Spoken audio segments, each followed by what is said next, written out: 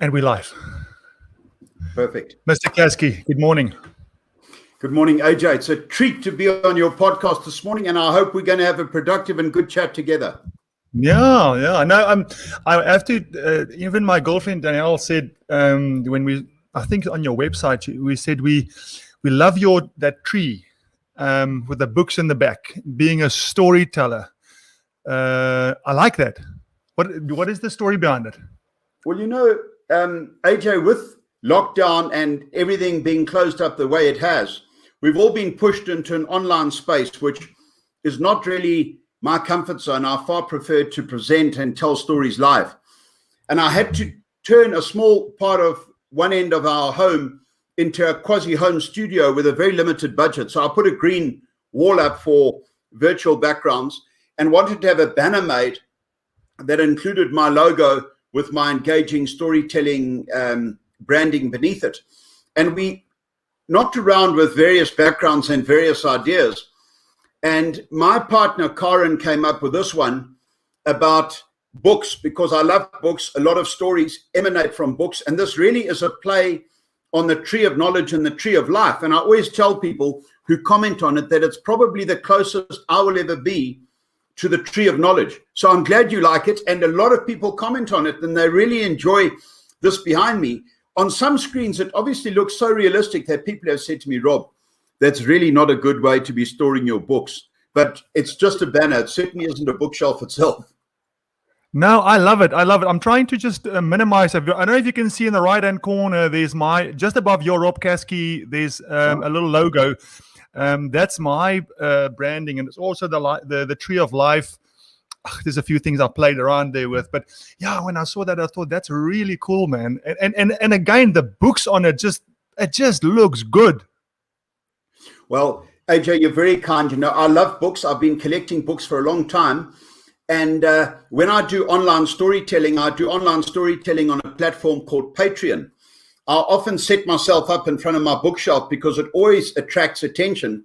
And what I try and do then is have the relevant subject I'm talking about displayed by way of the books on one side or the other of me. And books are a very special thing, AJ. I love books, always have, always will, and I love being surrounded by books. Look, I'm just thinking, to be a good storyteller, I suppose there's a few things you've got to have. One is a good vocabulary, which you obviously have. You impressed me with that very first time we spoke. I had to Google those words. And the second thing is you've got to have knowledge, right? And where do we attain knowledge most of the time? I mean, there's the internet, but really it sits in books. And funny enough, for me, I find it very hard to physically read. When Amazon came out with Audible, where I can listen to the books, my life changed. It became something else. Listen, I've got someone else, Trevor, on here. Trevor, do you know a Trevor? Someone wants to get in as Trevor. No. Okay, anyway, I'll just stop this. Just 1 second, brother. I just want to stop. There we go. There we go already. Sorry. So what changed for me big time is when I could listen to podcasts in the car while I'm driving to work, from meeting to meeting. And it changed my life, because sitting and reading a book for me is, for whatever reason, I still want to go and check what is the story that I can't read. But bring that same book and give it to me on Audible, man, changed my life. Well, AJ, I'm delighted to hear you say that, because I think that there are an awful lot of people like you who are far more audibly orientated, for want of a better word, and like to listen to a story. I also think it's a fun way of using dead time in a car, because depending on your work, we tend to spend a lot of time in cars. And more importantly, what I have found in listening to audio books or to podcasts in the vehicle is it really makes one a slower, more cautious, more sensible driver. You're less inclined to road rage. You're less inclined to do stupid things because you're involved with the story. And I have found that the quality and the safety of my driving, listening to podcasts and books, is far better. Never mind the advantage of the content of the book or the podcast you're listening to. There are huge advantages to listening to that rather than just a radio station in the car. So don't you think there's, I mean, specifically for your kind of storytelling, don't you think there's a nice space in podcasting for it? AJ, it's very kind of you to say that. Yes, there is. And we are seriously entertaining the idea of going that way. I, with lockdown as it's been, have found the past year catastrophic financially. So we had to try and find ways to monetize what I effectively do for a living. So we do the storytelling on Patreon, and people pay a monthly or annual subscription to be part of that program. And then I have a lot of my stories recorded on DVD or USB, either in video format or just audio, sound format, that people can listen to in a car, on their computer, on their TV. And they have been selling well. You know, one I did last year, November, was a collection of 20 stories I told last year based on the TED principle. So we aim for 18 minutes. They can range from 15 to 25. So 20 stories was about 6 hours of narration. And I've had people buy them and play them on a road trip to the Cape or a road trip to Kruger and are just loving them. And they're good for kids because they're short, compact stories. You don't have to maintain a high concentration level for 6 hours. In 15 or 20 minutes, it's over, and then we're talking about another character or another story. And I pride myself on doing that, and it's worked very well for us. Yeah, and I've just put your website on there for if anyone wants to go and have a look more at Rob's stuff. There's Rob's website. I came across a beautiful photo. I'm going to try and share it quickly, Rob, of the way you used to do business. If I can find it, not this one. Can you see that one? I can see it clearly. Yeah, I mean, that is, I think it's on your website. It's such a beautiful photo. That's obviously, I mean, I don't know if you want to chat a bit where this is, but it's obviously at the foot of one of the war areas that you talk about. And people come and sit and listen, and they're in the situation, they feel it. Well, you know, AJ, I'd love to talk a little bit about this photograph because it's a beautiful photograph taken by a good friend of mine called George Irwin, who's a very accomplished photographer in his own right and used to tell stories with us on the battlefields. And here we are on the battlefield of Isandlwana. That hill running up to the top left-hand corner of the photograph is actually the edge of the mountain of Isandlwana that looks uncannily like the Sphinx. And those hills in the distance under the clouds are the Ngutu or the Mabazo Heights, where the Zulu army massed and attacked Isandlwana from. And we are sitting on the hill on the southern side of the car park that is called Black's Copy. And it was called Black's Copy after Chelmsford returned to that devastated camp on the night of the battle. He had 2 cannon shells fired into the camp to make sure that there was nothing left alive there. And the cannon shells and the rolling of those guns was heard 60 miles to the north by a soldier in his prime called Brigadier General Sir Evelyn Wood and his accomplice Redvers Buller. And Buller said to the older man Wood, "Did you hear that, sir? Those are the guns of the central column. They must be in trouble." Sure enough, they were. And Black then led a bayonet charge. Major Wilson Black, who was famous because he used to sweat his men in Gaelic, and he raced with bayonets fixed up this kopje to the south of the camp to take the kopje, and then told the rest of the 2,700 men in the pitch dark, mind you, that they could walk up into the camp with their bayonets fixed. It was horrific, AJ, because they said we began to trip on big soft things in the grass. They were the bodies of their comrades. And some of them got their arms caught up in disemboweled body cavities and said in letters home it took 2 weeks to get the smell of those men's entrails off their arms. Now, I've had the privilege over the last 21 years of taking people to this and other battlefields, sitting them down on the battlefield and trying to explain what happened in exquisite detail as I believe it to have happened. And I want to tell you, for some people, it is a memorable and at times spiritual experience to hear that's where A Company were. That's where Charlie Pope was with G Company. That's where Colonel Durnford and his Basotho horsemen made a stand. That up there, that rock above that hotel, that's where the Zulu commander stood. And nobody knows that the Zulu commander was 70 years of age and he'd run 70 miles over 4.5 days to lead his army against the British. So we spend the whole morning at Isandlwana, spelling it out carefully, put people in a deck chair, give them tea and coffee and snacks mid-morning, and try to explain this in exquisite detail. And oftentimes, to achieve good storytelling, you need the time. Most of the time when we're in a conference environment, they give you 30 minutes, 45 if you're lucky, an hour is a real privilege. Well, an hour to tell a story of this magnitude is actually very little time indeed. That's amazing. And so your knowledge or your love of, in particular, I mean, that's a big part of your storytelling, right? Is the Anglo Zulu and Boer wars. Where is that from? Just because you grew up in the Midlands, in Natal? Very much so. You know, I grew up near Mooi River on a dairy farm. My playmates were little Zulus. My nursemaid was Zulu. I spoke Zulu alongside English growing up. And then at school, I took a real interest in history. And I didn't really consider closely my link and my interest in Zulu culture and Zulu history. And then because I spoke Zulu, when I went to the army, I was invited to work with Zulu troops and was based at 121 Battalion up at Matuba. And it really renewed for me my interest, my knowledge, my link really with Zulu people. And then that all fell dormant for a considerable length of time. When I was at university, I was lucky enough, AJ, to do a lot of traveling into Africa on motorbikes. I invariably traveled alone. You may have picked this up on my website and we can discuss it in more detail. And whenever I came back from a trip, there was always a group of people at varsity who wanted to hear what had happened on the bike. And I think they thought I was quite mad because I took some risks. I traveled alone on a motorbike. That's always tricky. And I went to some quite dangerous areas. I've been to northern Zaire on a bike, when in the mid-1980s, that was not really a safe place to be as a young white South African. Anyway, the group of people who used to listen to the story eventually outgrew the agricultural faculty canteen in Pietermaritzburg.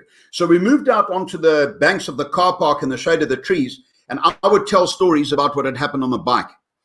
And I did not know that in the minds of the listener, I was developing a reputation of telling a reasonable story. So that's the background. Then we need to move on to the year 2000, where one of those listeners who I didn't actually know became curator of the Rorke Museum at Rorke, and in that position was very friendly with David Rattray. And David Rattray, who was the doyen of the storytelling in South Africa, world famous for it, said to him one day, I'm looking for someone to help me tell these stories on the Anglo Zulu war battlefields. And the curator thought about it, and I'm sure it probably came to him in the middle of the night or at some other moment. He remembered me and my stories about motorcycle journeys. And he said to David, look, I know this guy from varsity. I don't even know where he is now, but I'm quite sure that if he's interested, you can teach him the history. And that began a series of events trying to contact me. I was overseas at the time, to make contact with David Rattray upon my return to South Africa. And David Rattray took a real flyer because I have a degree in agricultural economics, which gives me very, very little credential in terms of storytelling about the Anglo Zulu war. But David Rattray always reminded people that he had a master's degree in entomology, and his thesis was on a particularly economically irrelevant type of wingless wasp. So his credentials were even thinner than mine. And in the year 2000, began this relationship between David and I, trying to tell stories on the Anglo Zulu war battlefields. And for me, AJ, it was a case of, I've got nothing to lose. I made it very clear to David that we had a 3-month plan. If it wasn't working for him or for me, I could leave. Because when I heard David Rattray telling these stories at full chat to a large group of guests on the battlefield, I want to tell you, it was terrifying. You know, David was regarded as the best storyteller of his age in the world before his brutal murder at age 48 in 2007. And trying to imagine substituting for and emulating those stories on the battlefield was terrifying. But I thought, I've got nothing to lose. Let's try it. And the rest really is history. Yeah, there's a very nice lesson for me there. And so my girlfriend and I, Danielle, we're busy writing a book. We're putting ourselves a bit under pressure. We're saying we're writing this book. We're saying we're going to be finished by the end of the year. So it's a big thing for us. None of us have written a book so far. Anyway, so writing this book, a lot of things come up for me. So I go back into my life and I kind of retell my youth a little bit. And one of the things came up, and I remembered in 1994. I was playing I was in Bloemfontein. I was playing for Free State B.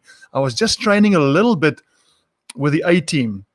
I think I was 23 or 24.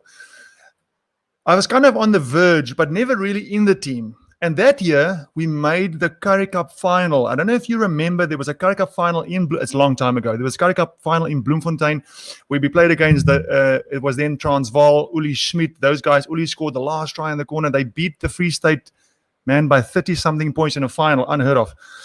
But the story I want to tell is 2 weeks before the final, Neely Smith was the coach. Neely said, listen, you can go home, you can go rest. You're not in the squad of 23 players. I went home on the farm with mom and dad, ate lunch and breakfast, 2 plates of food, had 20 beers with my old man every week, having a jaw, not training, not running, because I'm not in the mix.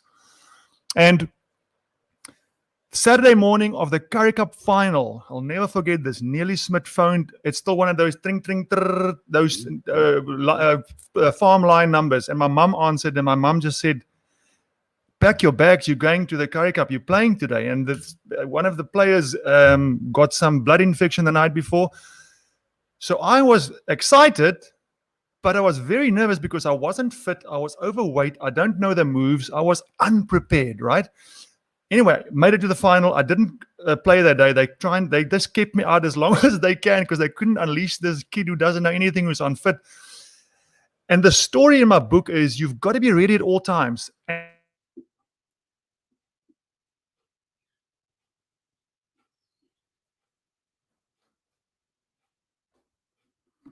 And now for you. Are you there? Can you hear me? I am. Sorry, AJ, I just went out for a bit. And it's very important. I want to hear what you were saying.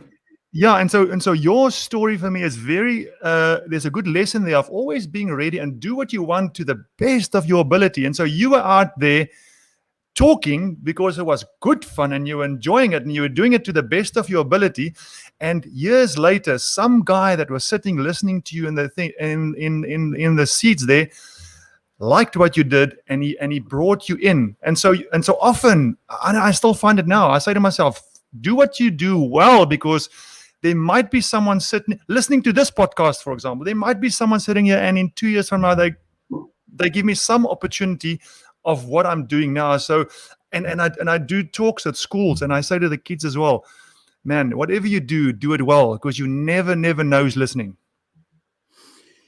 AJ, that's an absolute fact. And I think that COVID has really brought that realization home to so many about being ready, doing what you do well, and also being ready to make last-minute adjustments as you were to pack your bags and head up to Bloem for that final. And, I'm just thinking out loud, AJ, but if the issue of reading and writing is perhaps difficult for you, you and Danielle should seriously think about telling stories, which you obviously do very well. You record them, and you have a speed typist or someone simply writing the words out, and then you go through it and edit it and correct it rather than trying to write it, because it's far more free-flowing and far more contemporaneous to be telling the story than trying to write it down. And I bet you tell the story better than you write it. That is true. That is true. Although it's the writing bit is challenging for me, I find that I really get introspection in my past and in what I want to write. It takes time for me. I'm still typing with these 2 fingers, so it takes a bit of time. But by doing that, by being really focusing and immersing myself in what I'm doing, it almost feels to me like it's more real, and I get deeper into my story. Does it make sense? It makes absolute sense. And it also, just the time it takes to write it down gives you clarity of thought. I've done a lot of photography in my time, and I always tell folks that as much as possible, you should use a tripod. Not only does it stabilize your image, it gives you a few more seconds to think about your viewpoint, your height, your angle, and your perspective. And it's amazing how much better your photographs become when you're taking the time to set up the tripod and think about the shot, as you are now about your stories, than just telling them or just having them recorded. And I'm delighted that that's working for you, AJ. It's wonderful. Yeah.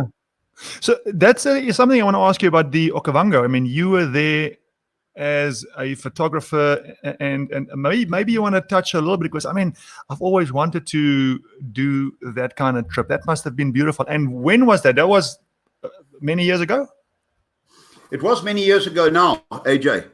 The bottom line is this. I lost my mother, sadly, 4 days into high school. I was still 12 years of age when my mother died. It was a terrible time for my family.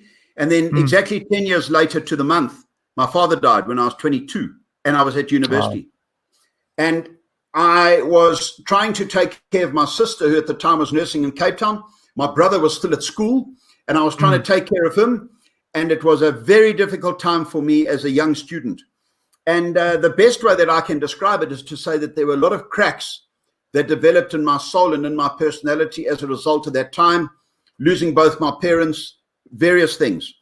So when I finished university and felt that my sister and my brother were fairly well set up with a strong support structure around each of them in terms of people, I wanted some time for myself to try and repair the cracks in my personality. And I got a job working in Botswana as a photographic safari guide. At that time, this was the beginning of 1990, there was still a lot of scope in Botswana for what we called mobile safaris, where you went out with big trucks and we used to set up camps and we'd do walks and game drives from the camp, and then you'd move the whole camp. And then the Botswana government, I think to the good of the environment, it should be said, decided that they wanted to do away with all that vehicle wheel traffic all over the Delta and the Kalahari and so forth.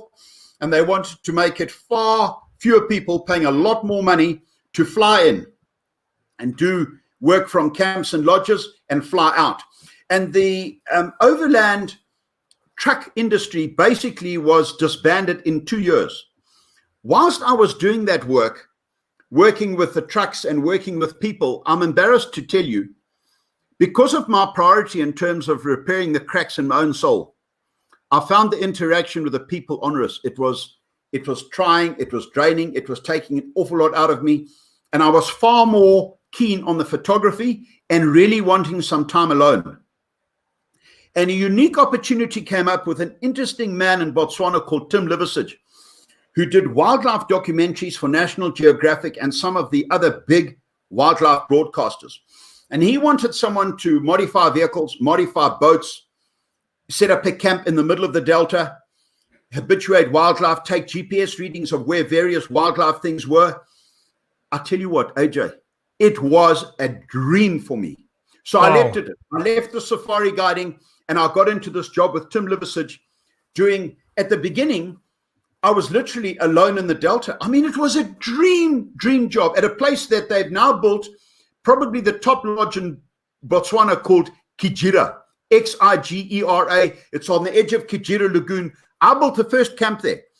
It then burnt down after I'd left, and they rebuilt it. And that site has been used for this major development called Kijira, which is owned by Red Carnation Hotels, who've got 12 Apostles, Bushman's Kloof, Oyster Box Hotel, which I'm sure you know well, all those. So I want to tell you what, AJ, I used to photograph birds. I used to walk in the Delta amongst the big five all the time. I had wild dogs that used to come and spend time in the camp. There was a resident leopard. Then we had all sorts of snakes and various animals that we kept for close-up work, for the close-up photography and the close-up filming that I used to take care of, that were incredibly tame. I had a tame honey badger, tame warthogs, tame marabou storks, tame leopard-faced vulture, lots of snakes. It was a dream time in my life. And, you know, I always tell people that the Okavango Delta, when it's in flood, is 16,000 square kilometers. It's bigger than Switzerland. And South Africans and others need to go there. It is one of the most unique and extraordinary ecosystems in the world. And if you haven't been, it's one thing you really need to put on your bucket list. The Okavango Delta is a wildlife jewel. Wow. That, I mean, you say that is, I mean, you say it, but I don't hear it lightly. That really is most people's dreams, to do that kind of thing where, especially in the day, right? I mean, it was still raw, right? You could have, I mean, I listened to what kind of animals you've had. It's crazy. a honey badger. AJ, in those days, it was very raw. I mean, we could spend hours just going through wildlife experiences that I had, firstly on the wildlife safari guiding side, and then on the photographic camp side with this camp in the middle of the Delta. I mean, I had lions chase a water buck into the back of my tent, knock my whole tent down. They literally ate the water buck 5 feet from where I was carrying the tent. My boss was violently opposed to firearms, so we used to carry a fire extinguisher. A fire extinguisher is an amazing thing to turn an animal. An elephant or a lion, that white powder will turn them almost immediately. And sometimes when we were in a hide filming, you look around and the lion's put his head in the back of the hide, and you give him a squirt of the fire extinguisher. It's harmless. He backs off and you carry on with your work. Now, I sound rather flippant about this, but when you've done this a lot and you're interacting with the wildlife, there comes a sort of an understanding and a camaraderie between you and the wildlife, where you certainly want to coexist without harming or interfering with one another. And I want to tell you what, AJ, they were 3 of the most magical years of my life. And as a result of that work and building a barge for filming up at Shackleton, which is right up on the panhandle of the Okavango, where it comes out of the Caprivi Strip, that's where I met the madman who you probably know, Kingsley Holgate, the granddaddy of South African explorers. And he invited me to join him on the Africa Odyssey expedition, going from Cape Town to Cairo across Africa. That's crazy. That's crazy. So, it is crazy. And I always say to folks who are kind enough to listen, and when I'm fortunate enough to talk at schools, AJ, that life presents you with many opportunities, and you need to be ready to seize them, because you don't know when the next one's coming. Don't and ah, don't hesitate. You grab those opportunities, because I would never have had another opportunity to work in the Okavango or go on a trip like that with Kingsley Holgate across Africa ever again. And if I hadn't seized them, it would never have happened. I can't agree with you more. I cannot agree with you more. And it's a beautiful story. I want to go back to your trip. I think it was 4 years that you traveled around the world, and you were still a young man then. What was your age then? Well, I started in 94, so I was 28. Yeah, I mean, I want you to go back in your mind and maybe tell us 1 or 2 stories. I mean, firstly, which you went to quite a few countries in this 4 years. Okay, so yeah, AJ, that's a great question, and I could certainly elaborate on that at length. The bottom line is this: when I was at school, funny you talk about the Okavango, a school teacher of ours organized a trip to the Okavango that I could not afford. It was in 1983, and the cost of the trip was 375 Rand. And my father, having lost my mother a few years earlier, it was out of the question. He couldn't afford it. And do you know that a kind father whose daughters were at school with me, but not a particularly close family friend, said, I'm going to sponsor Rob Caskie to go on that trip. And he'll never know the debt I owe him, because he's sadly gone now. He passed away last year of cancer. But he paid for me to go to the Okavango Delta on the school trip. Changed my life, because it was the first time I'd been out of South Africa. I saw the Okavango Delta and I realized what travel there was out there. And I then finished school, went to the army, started university, and doing these big motorcycling trips. And in my mind was coalescing travel priorities, what I wanted to try and achieve in travel, with other things in between. And our 3 primary objectives and priorities, AJ, the first was to travel across Africa from Cape Town to Cairo. The second was to walk in the high Himalayas in Nepal and Tibet. And the third was to drive the Alaskan-Canadian highway from Dawson Creek, British Columbia to Fairbanks, Alaska, which is 1,523 miles, about 2,460 kilometers, one of the great, great drives in the world. And then I was going to try and pig these things together by working illegally as a South African, then saving money and going on and hopefully achieving those 3 objectives. And in those 3 objectives came the 4-year round the world trip. The first year was traveling across Africa with Kingsley to Cairo. And then I began a 3-year unbroken trip around the world with a backpack on my back, and in it achieved those other 2 major priorities. That's amazing. I mean, those few things you mentioned there, just that's what I want to do. That's what I want to do. It's amazing. Well, you know, AJ, it's never too late.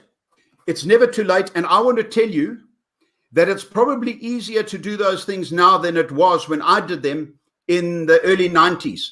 I mean, I did Cape to Cairo 93, then I traveled 94, 95, 96 around the world.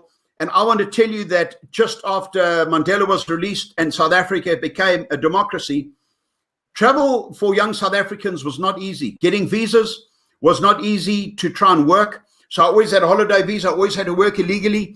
But I had these objectives in mind. And as you say, you know, you want to try and keep doing things well. So I try to present myself as a decent, honorable human being, try and get jobs, try and get them to pay you cash, stash the cash, and keep moving. And I tell you what, AJ, I learned more on the road than I ever learned at university. 100%. I agree with you. I want to quickly, I hope I can find it here. I took a photo this morning. That's it. The attire, man. When you go overseas, unfortunately on this photo you can't see, but you always walk with your walking stick. What does the people say when they see you? You look like a safari man. Okay. So when I started working with David Rattray and started doing talks away from the lodge and away from the battlefields, I felt out of respect that I needed to convey the same image that David portrayed, because he always spoke invariably with a suit. He invariably did not wear a tie, but he had a nice shirt and a suit on, and it worked for David Rattray. It never, ever worked for me. My colleagues and friends who knew me well said, Rob, you are so uncomfortable and you get so hot dressed like that, it really doesn't work. Go back to the way you dress on the battlefields. Now, Kingsley Holgate used to come and visit the battlefields with me, often with guests. And he always said, Rob, you know what? You're a dairy farmer's son from the Midlands, and you dress like that on the battlefields, and it works. Don't change it. So I decided to go back to my battlefield attire, which is khaki shorts, a nice long sleeve monogram shirt with my logo above the pocket. I've never done a talk in history, AJ, without a stick. I have a stick with me on every occasion. It's part of my logo. You can see it in my logo behind. That's not a knitting needle. It's a walking stick. And it's very important to me because branding becomes crucial in terms of your success in my industry. I have people who rush up to me on Oxford Street or at Heathrow or other places and say, Rob, we listened to you at St. James's Palace. Now, I don't remember them. They were part of a 300-strong audience. But they remember my khaki shorts, my shirt, my veldskoens, and my stick. And often when I'm walking through an airport, I've had to pack my stick because they don't want it in the cabin of the aircraft. And people say, where's your stick? Because they don't imagine me without my stick. So I've spent 21 years building up this brand that I trust is eminently recognizable and attached to my storytelling, which I have really devoted much time and attention to trying to build up an honorable, recognizable brand. And I tell you what, as a Sochi from the Midlands, AJ, who grew up on a farm outside of Moy River, it's worked best for me to go back to what I'm familiar with and presenting myself in the most comfortable way I find possible without disrespect. Because I want to tell you, at a lot of the gentlemen's clubs in London, the palaces like St. James's Palace, they expect you to be in a suit. So I've often had to arrive in a suit and have then been asked by the guests to change into my normal lecturing outfit. And then I change back into a suit to leave, because otherwise it's not going to work. That is brilliant. I love it. Well, it works for me, and I'm glad you noticed. It's a very interesting question, but it has really become part of my branding, and I'm proud of it. Yeah.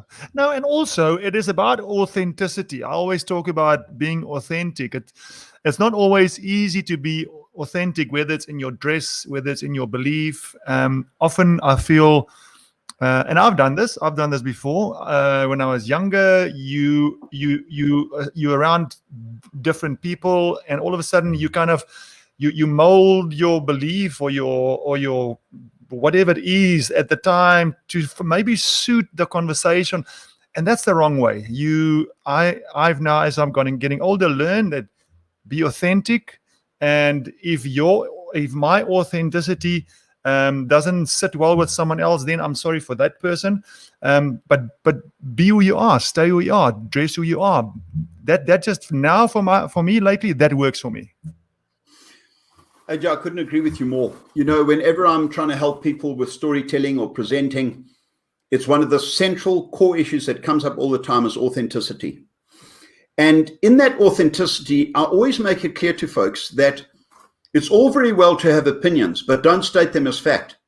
And don't blur or compromise your authenticity by stating your opinion as a fact. Make sure that they understand you're stating an opinion rather than stating it as a fact. And the other thing that I always maintain, and we never mentioned it at the start of our little chat, AJ, is that I think in life, as we get older, we become more and more cognizant of the fact that we have a receiver and a transmitter, and that the receiver is actually more important than the transmitter, and we need to be doing more listening and less talking, less transmitting. And it's amazing how the youngsters, they've got that balance all wrong. And as a result, they're constantly wanting to transmit. In it, they compromise their own authenticity. And as they get older, they begin to think, geez, I was such a tit and I made such a fool of myself. But unfortunately, I think it's part of life. And it's part of the process to that realization that you need to be authentic and you need to stick by your beliefs and your opinions and what matters to you and what is important to you, hopefully without offending or upsetting other people.